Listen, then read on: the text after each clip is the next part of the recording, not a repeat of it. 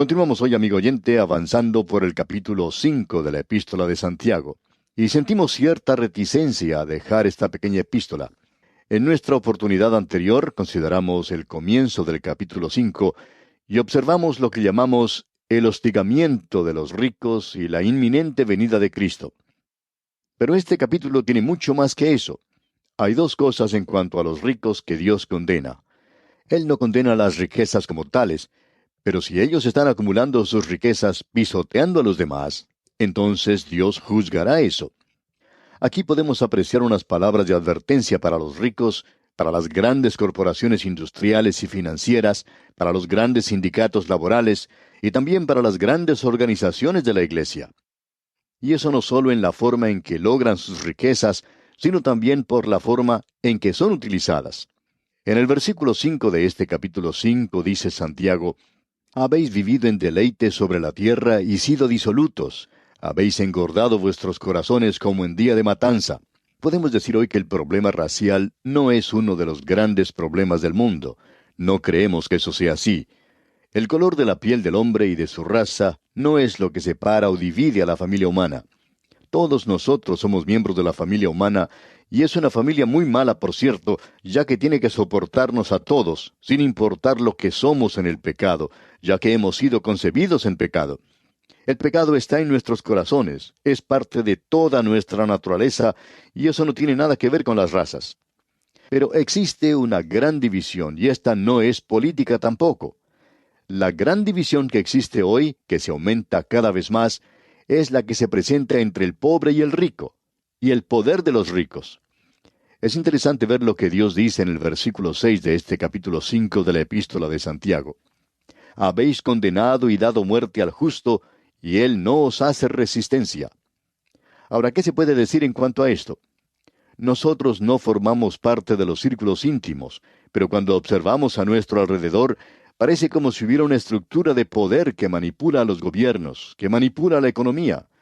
Pero lo importante de notar en este versículo es que dice: y él no os hace resistencia. El rico hace lo que quiere en el presente, y lo mismo ocurre con el pecador. Eso era algo que molestaba a David. David dijo que el impío se extendía como el laurel verde, y no solo eso, sino que ellos no tienen cambios. David dice: si yo alguna vez hago algo malo, recibo mi castigo. Dios me lleva a un lugar aparte y me da mi merecido. Y amigo oyente, tengo muchos cambios en mí. Pero el rico continúa haciendo las mismas cosas y nada lo detiene. Y ese es el juicio de Dios sobre él. Dios no lo está castigando ahora, pero usted puede notar que dice que los transgresores serán destruidos. Es algo tremendo. Las riquezas nunca trajeron felicidad a la humanidad. Y eso es lo importante de lo cual él está hablando aquí. El caso entonces es que Dios no les hace resistencia. ¿Qué es lo que los creyentes, qué es lo que nosotros podemos hacer en el presente? ¿Debemos acaso unirnos a una organización o debemos buscar un buen gobierno? Por supuesto, debemos estar del lado del buen gobierno. Debemos mostrar interés y elegir a los hombres mejores, si se puede usar esa palabra, mejores con los políticos. Pero si nos preguntamos qué podemos hacer, debemos escuchar lo que Dios tiene que decir. Él se dirige ahora a sus hijos. Y aquí en el versículo 7 de este capítulo 5 de la Epístola de Santiago leemos: por tanto, hermanos, tened paciencia hasta la venida del Señor. Mirad cómo el labrador espera el precioso fruto de la tierra, aguardando con paciencia hasta que reciba la lluvia temprana y la tardía. Dios tiene mucho que decir en cuanto al hecho de que cuando Cristo venga a tomar posesión de su reino, los pobres van a recibir un buen trato, el trato correcto, un trato honrado por primera vez en la historia del mundo. Y eso era algo que todos los profetas enfatizaron y mencionaron, y que nosotros señalamos cuando estudiábamos los profetas. Usted recordará que el profeta Isaías dice en el capítulo 11 de su libro, versículo 4, juzgará con justicia a los pobres y arguirá con equidad por los mansos de la tierra. Amigo oyente, los pobres no han recibido buen trato todavía. Si usted piensa que la solución está en cambiar de un partido político a otro, pues se va a desilusionar. No queremos ser pesimistas, pero amigo oyente, usted siempre va a estar mirando a la humanidad, es decir, a hombres que están buscando obtener poder y dinero. Sabemos bien lo que dicen, pero ellos no cuidarán de los pobres. La única esperanza de ellos es el Señor Jesucristo. Si hay algún grupo de personas que debiera estar interesado en el Señor Jesucristo, ese grupo debería ser formado por los pobres de la tierra, porque Él es quien les tratará de la manera debida cuando Él establezca su reino en la tierra. Podríamos multiplicar las escrituras que hablan de esto, todos los profetas, e inclusive cuando Él vino, Él dijo claramente que los pobres estarían en su reino. Lea el Sermón del Monte, y eso será cuando el Señor Jesucristo esté en su reino, y usted podrá apreciar que Él dará a los pobres el trato apropiado. Lea el Evangelio según San Mateo, capítulo 6, versículos 19 al 24. No nos vamos a detener ahora para leerlo, pero usted debiera consultarlo. Ahora él dice aquí en el versículo 7 de este capítulo 5 de la Epístola de Santiago: Por tanto, hermanos, tened paciencia hasta la venida del Señor. Mirad cómo el labrador espera el precioso fruto de la tierra, aguardando con paciencia hasta que reciba la lluvia temprana y la tardía. De esto hablaremos cuando estudiemos el libro de Joel, y de paso digamos que ese es el libro que sigue en nuestra serie de estudios. Él dice que quiere decir algo en cuanto a la lluvia temprana y la tardía. Es decir, que el labrador no sale a ver el resultado de lo que plantó el día anterior, sino que tiene que tener paciencia. Ya viene la cosecha. Queremos mencionar algo aquí en cuanto a la cosecha. Muchas veces se escucha decir cuando se sale a evangelizar que se está cosechando, y no estamos de acuerdo con esa forma de expresarse. El Señor Jesús se encontraba al fin del siglo cuando dijo que enviaba las ovejas perdidas de la casa de Israel, no a todo el mundo. Él dijo: a la verdad, la mies es mucha, mas los obreros pocos.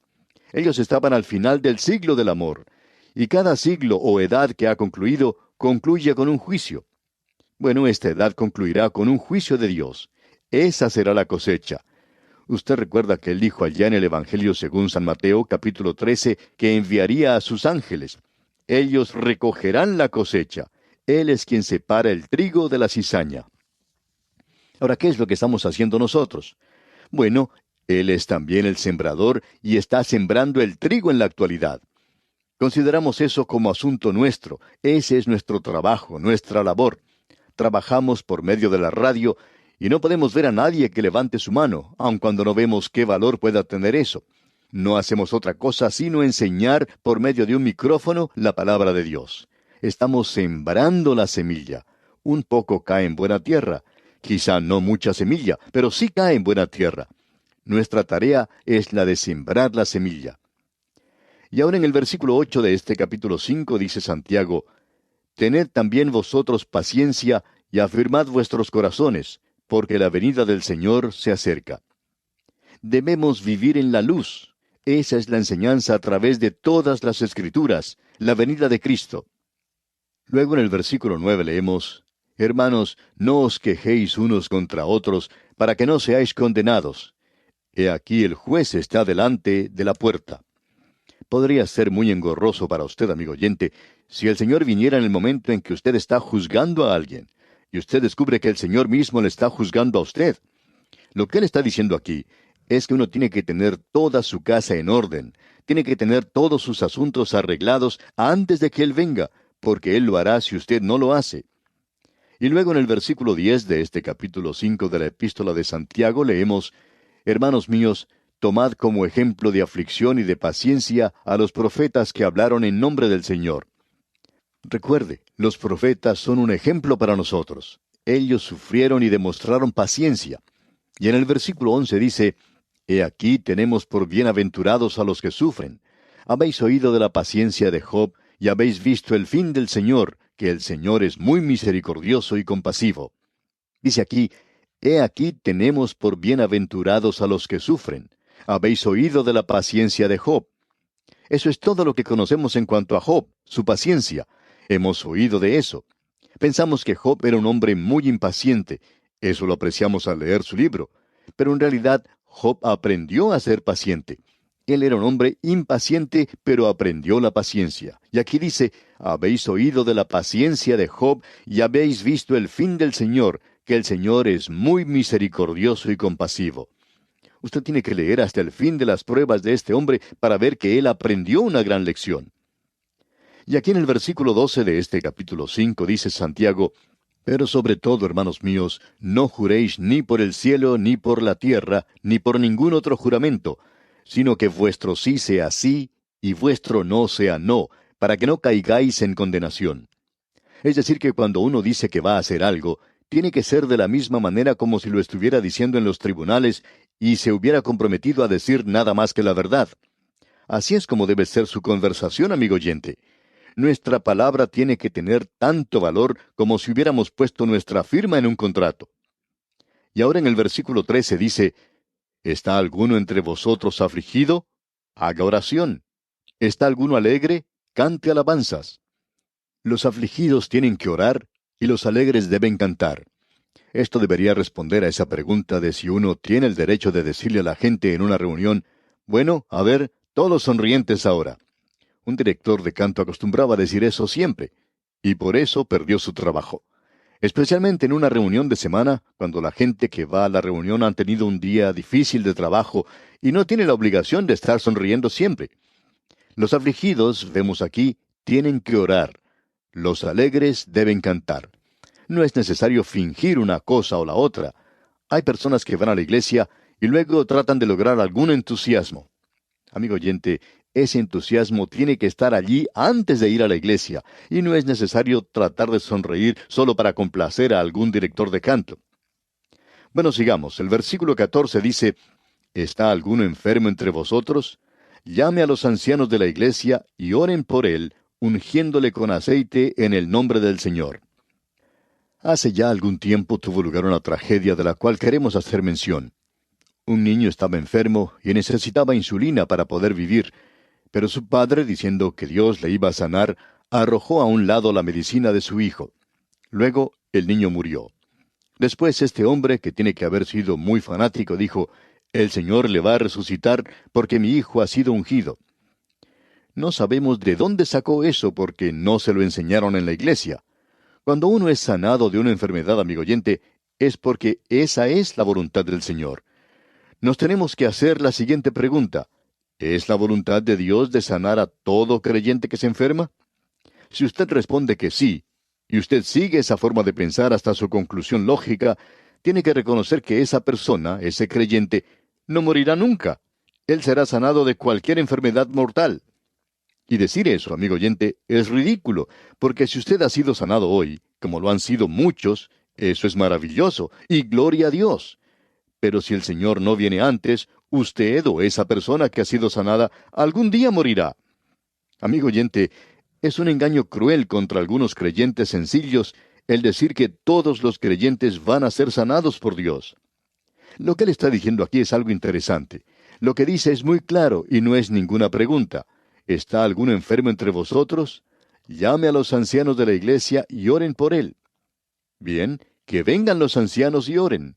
Eso es una cosa. Y algo aparte es lo que sigue, ungiéndole con aceite en el nombre del Señor. Ahora esta palabra que se usa aquí como ungir necesita ser explicada. Hay dos palabras que se traducen como ungir. Una de ellas se usa en sentido religioso. Una de ellas es la palabra griega creo, de la cual viene Christos. Cristo fue el ungido. Y eso quiere decir ungir a alguien con un aceite o ungüento perfumado, y es usado así 5 veces en el Nuevo Testamento. Se refiere a la unción de Cristo por el Padre Dios con el Espíritu Santo. Ahora existe otra palabra, y esa es la que se utiliza en este versículo, alepo, y uno encuentra que se utiliza muchas veces. Podemos mencionar una referencia ya en el Evangelio según San Mateo, capítulo 6, versículo 17, donde dice, «Pero tú, cuando ayunes, unge tu cabeza y lava tu rostro». Y todo lo que se indica allí es ponerse un poco de aceite en la cabeza para lucir bien. Ahora debemos decir lo siguiente cuidadosamente. Según Trench, alepo es lo mundano y lo profano. La otra palabra, creo, indica una palabra religiosa o sagrada. Aquí tenemos alepo e indica frotar con aceite.